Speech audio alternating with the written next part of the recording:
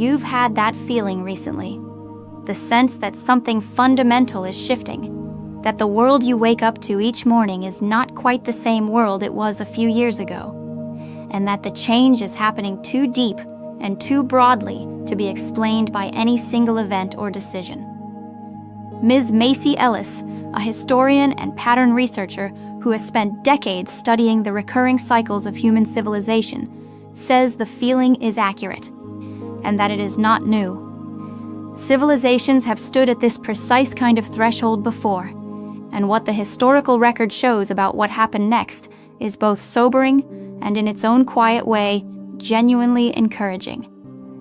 There is also a specific reason why most people living through a civilizational shift never recognize it as one while they are inside it. And understanding that reason changes everything about how a person might choose to navigate what is already underway. If calm, carefully considered evenings are what you return here for, tonight's conversation will feel like exactly the right company. What the past is trying to tell the present about this particular moment is more specific and more personally relevant than most historical accounts manage to convey. The eerie similarity between then and now. There is a particular quality of recognition that comes from reading history carefully. Not the recognition of specific events repeating. History rarely repeats its exact content, but the recognition of pattern. The same sequence of social conditions, the same emotional texture in the population, the same mixture of exhaustion and anticipation, of things ending and things not yet begun. Ms. Macy Ellis describes this recognition as arriving for her with the force of genuine surprise the first time she encountered it. The sense of reading accounts from centuries past and finding descriptions of the interior experience of that time that could, with minor adjustments, have been written about the present moment by anyone paying honest attention. The specific similarities that appear most consistently across the historical record of civilizational transitions involve the texture of daily life rather than the headlines of political or military events. People describe feeling that the rules they had relied on have quietly stopped applying, that the social agreements and shared understandings that once made ordinary life predictable and navigable are no longer as reliable as they were. They describe a quality of ambient uncertainty that is not attached to any specific threat, but seems to pervade everything. And they describe, alongside this uncertainty, a surprising quality of aliveness, a sense that the moment, however uncomfortable, is genuinely significant and worth paying attention to. The behavioral shift most consistently documented in populations living through early-stage civilizational transitions is a movement towards smaller scales of meaning. When the large structures, political, economic, social, become unreliable, people instinctively invest more deeply in the structures closest to them: family, neighborhood, trusted community, personal values. This is not retreat, it is recalibration. The same movement is visible in population data from every major transition period in recorded history. And it is visible, for anyone who is looking, in the present moment as well.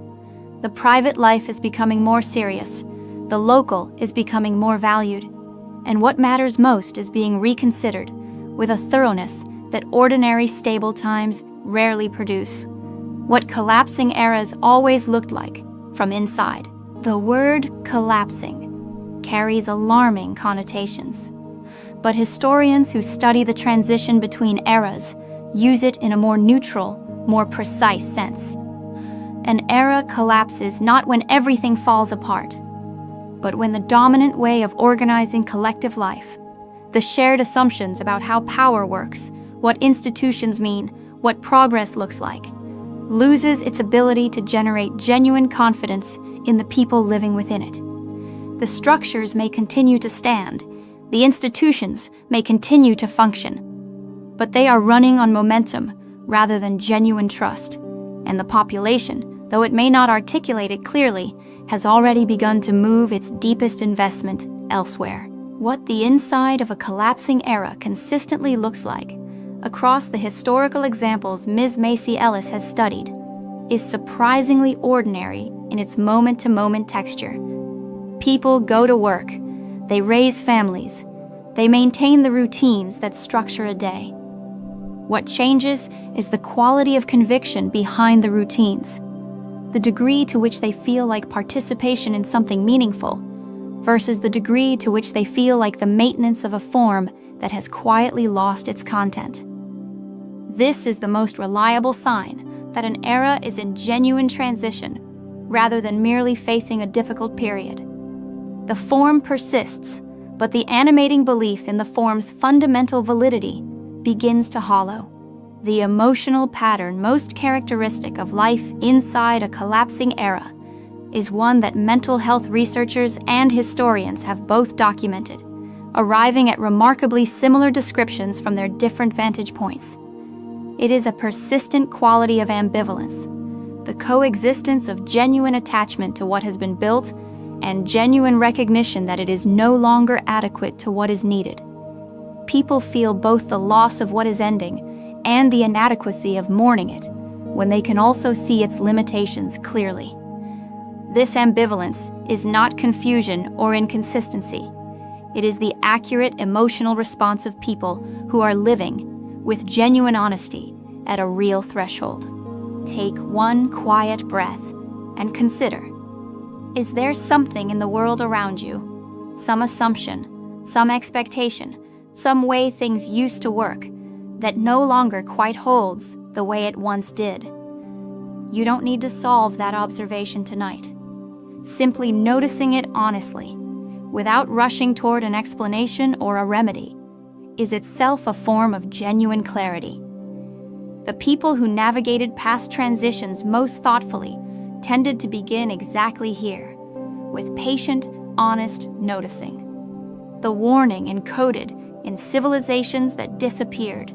History contains a category of civilizations that did not transition successfully, that moved from a collapsing era not into a new form, but into a prolonged deterioration from which a genuine renewal never emerged in the same location or with the same population. These examples are sobering, not because they predict any specific outcome for the present, but because they consistently point toward the same set of conditions that distinguish failed transitions from successful ones. Ms. Macy Ellis has spent years examining exactly this distinction, not to generate fear, but because understanding what went wrong in the failures provides the clearest possible picture of what going right actually requires.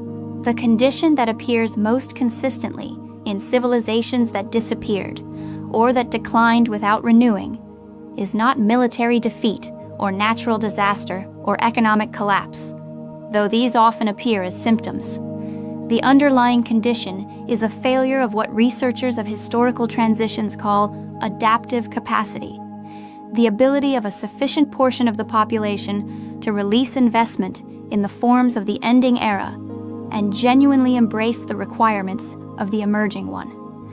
Civilizations that survived their transitions had populations with enough flexibility, enough willingness to question inherited assumptions, enough genuine creativity in the face of new conditions to generate new forms adequate to the new situation. The specific behavior that distinguished populations with adaptive capacity from those without it was not courage in the conventional sense, not the willingness to fight for what they had.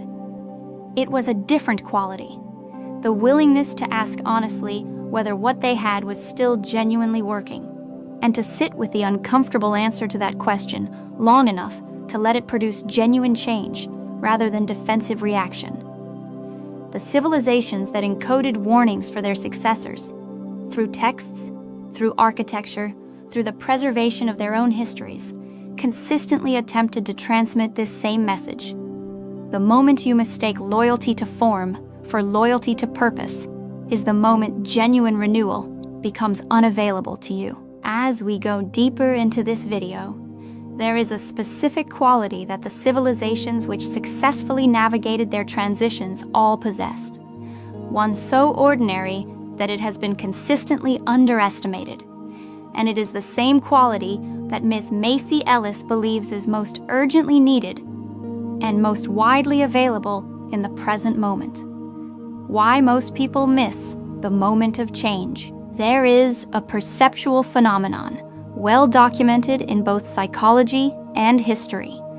The tendency of people living through significant change to consistently underestimate the magnitude of what is occurring at the time it is occurring, and to recognize its full significance only in retrospect. This is not a failure of intelligence or awareness. It is a structural feature of how human perception works. We calibrate our sense of normalcy to our immediate experience, and our immediate experience always feels more ordinary than it will look from the distance of subsequent decades. The people living through the most significant transitions in human history did not, for the most part, feel that they were living through the most significant transitions in human history. The psychological mechanism behind this underestimation is the brain's powerful tendency toward continuity, the automatic assumption that tomorrow will resemble today, that current conditions represent a stable baseline rather than a transitional state. This assumption is adaptive in stable periods. It allows people to function efficiently without constant reassessment of their environment. But it becomes a significant liability during genuine transitions, when the most important information is precisely the degree to which current conditions represent a departure from the stable baseline rather than its continuation. The brain's continuity bias systematically filters out the signals that would most accurately characterize a transitional period. Ms. Macy Ellis identifies the specific behavioral signature of people who successfully override this bias, who manage to see the moment of change clearly while they are inside it. These people tend to share a specific practice. They deliberately seek out historical analogs, rather than evaluating their current situation only in relation to their personal experience, which is necessarily limited to their own lifetime. They compare it to the documented experience of previous transition periods. This comparison provides the perspective that personal experience alone cannot offer. And it is this perspective, the long view acquired not through lived time, but through genuine historical engagement, that consistently distinguishes the people who navigate transitions most effectively from those who are surprised by what comes next.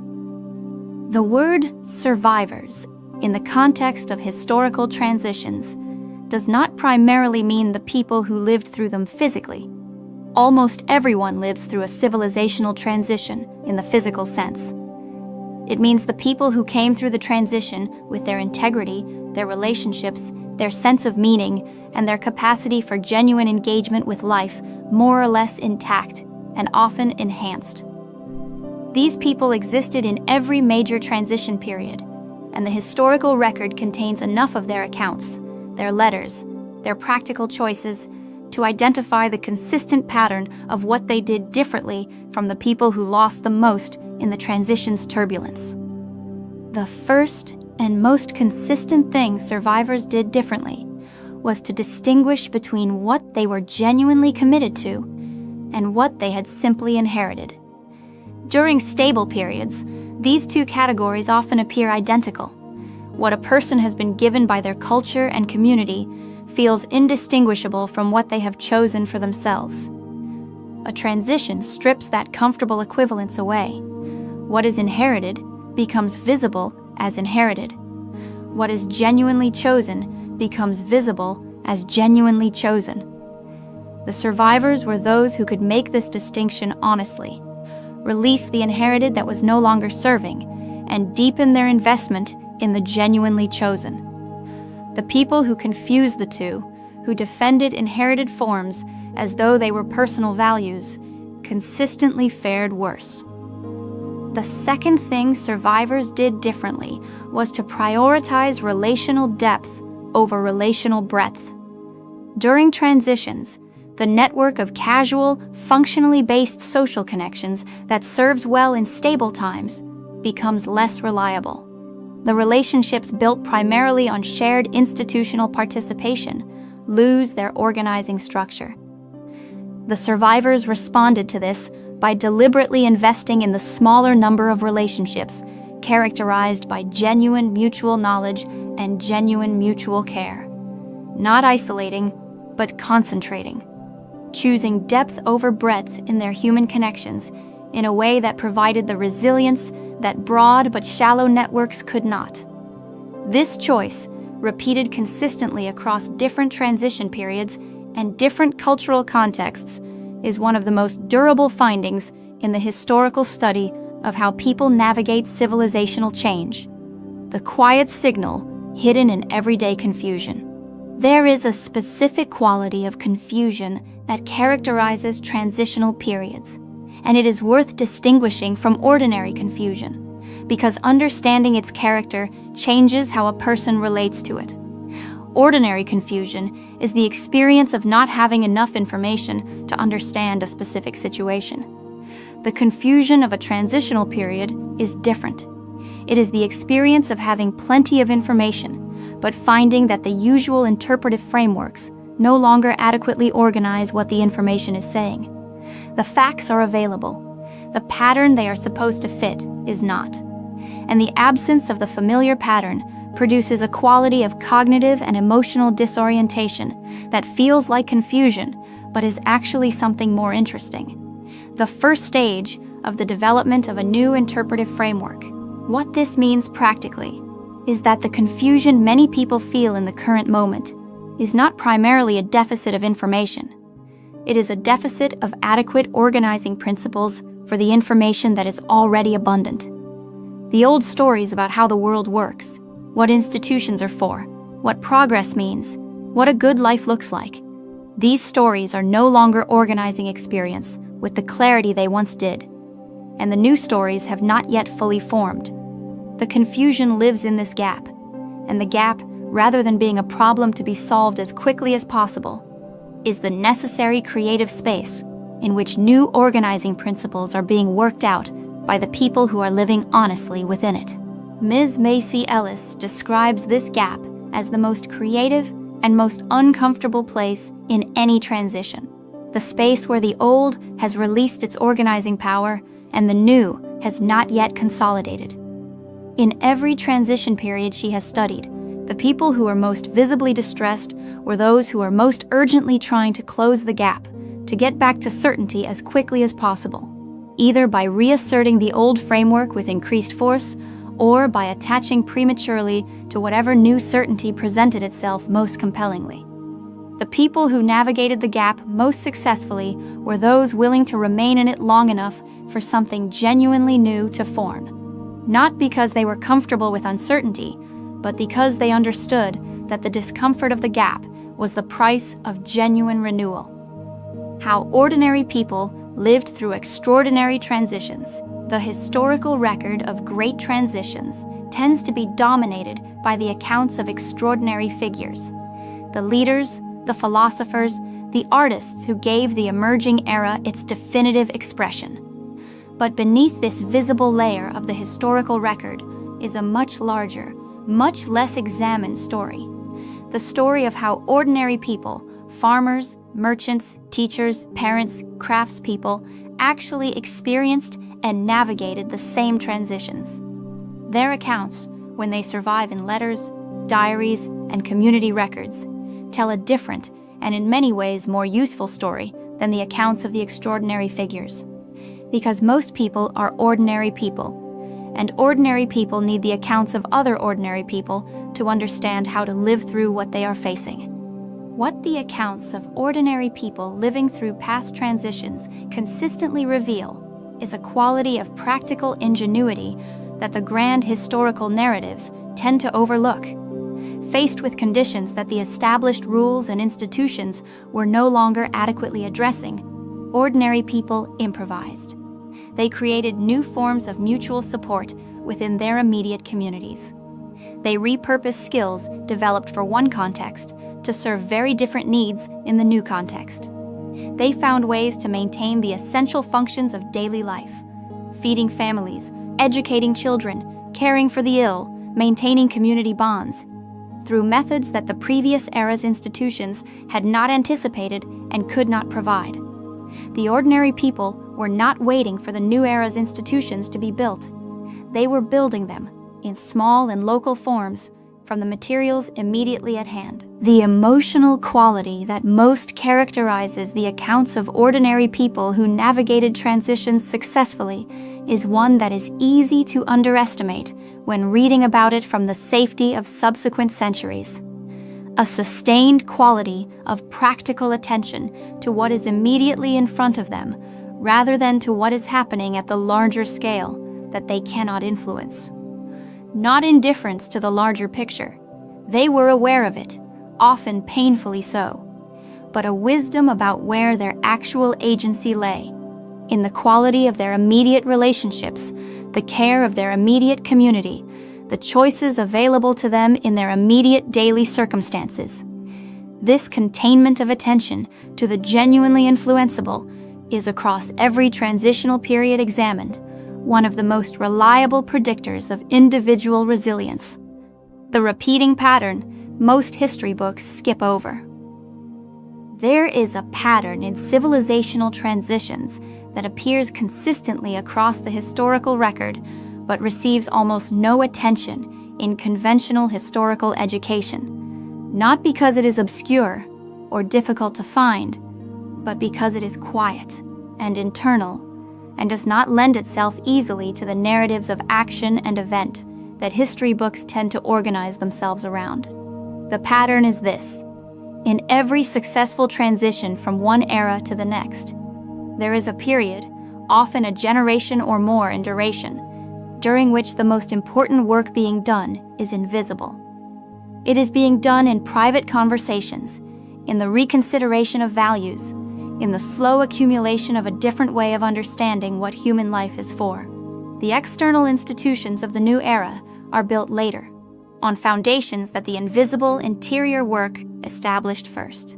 This pattern explains something that can otherwise seem puzzling about transitional periods: the consistent lag between the interior shift and the exterior expression.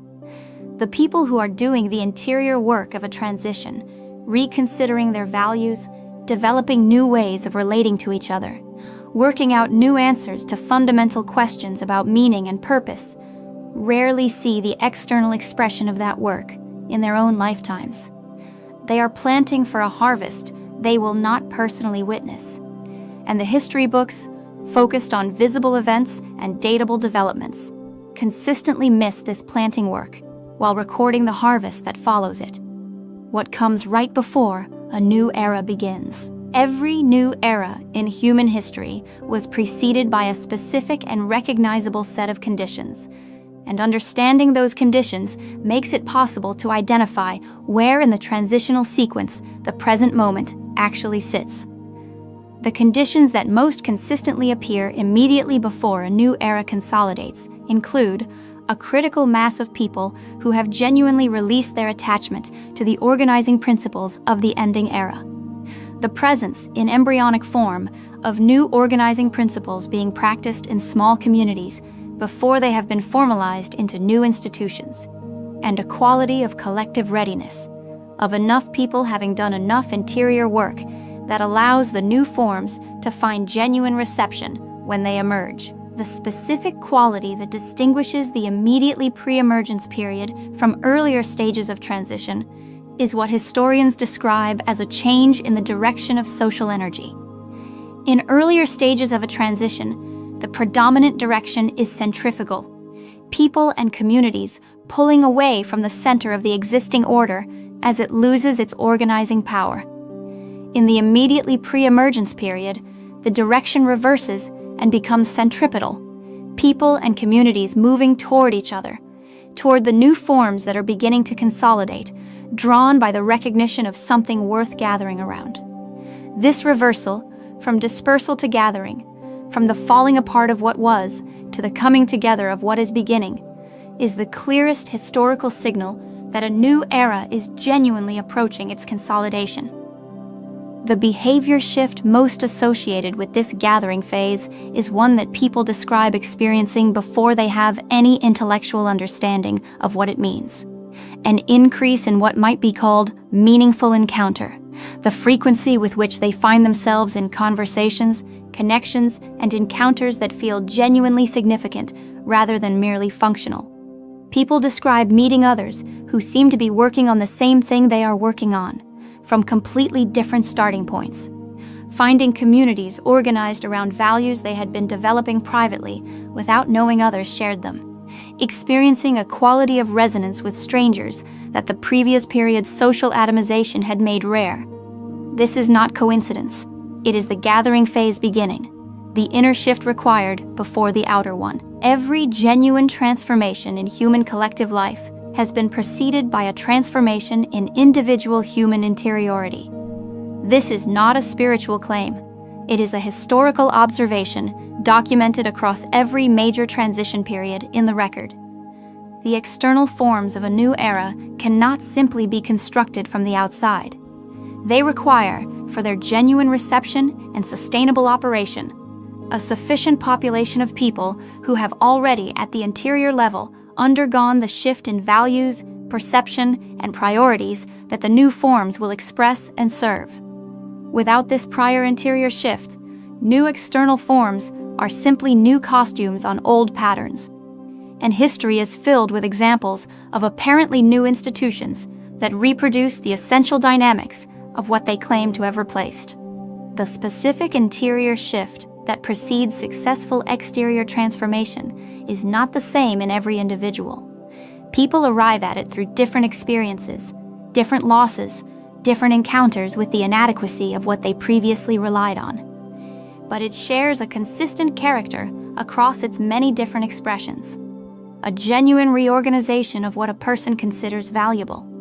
A movement from valuing what can be accumulated, status, security, certainty, material sufficiency, toward valuing what can be experienced and expressed, genuine connection, authentic contribution, meaningful engagement with the actual texture of a life, rather than its appearance from outside. This reorganization is not a moral achievement. It is an experiential discovery, something that tends to happen to people, rather than something they decide to do. The practical evidence that this interior shift is occurring in a person is specific and observable. Their relationship with time changes. They become less willing to spend it on activities that feel hollow, more protective of time spent on what genuinely matters. Their relationship with their immediate social world changes. They become more selective and more invested, preferring fewer but more genuine connections to the broader but shallower social network of the previous mode. And their relationship with uncertainty changes. They become more comfortable with not knowing outcomes, more capable of acting from values rather than waiting for guaranteed results. These changes, when present in a sufficient number of people simultaneously, constitute the interior foundation on which a genuinely new era can be built. The transition is underway. It was underway before tonight, and it will continue after. What may be different now is the quality of perspective available to you, the sense of a larger context for what you have been feeling, a longer arc within which the present moment finds its place and its meaning. The disorientation of living through a transition is not smaller when understood, but it is different. It becomes navigable in a way that disorientation without context never quite is. What history offers, its most genuine and most practical gift, is not prediction. It is companionship. The knowledge that the threshold you are standing at has been stood at before, by people who were also confused, also uncertain, also aware that something important was ending without knowing clearly what would begin. Those people found their way through, not all of them, not without loss, not without genuine difficulty, but enough of them in enough places to produce the subsequent eras that eventually produced us. Ms. Macy Ellis ends her lectures on civilizational transition with a thought worth carrying quietly into whatever comes next. She notes that the people who most fully participated in creating the new eras that followed past transitions were rarely the ones with the most resources or the most power. They were the ones with the most genuine clarity about what they valued and the most consistent willingness to act from that clarity in small, daily, unremarkable ways. The transition is not waiting for extraordinary people. It is being built right now by the ordinary ones. And you, simply by being honestly present to this moment, are already among them.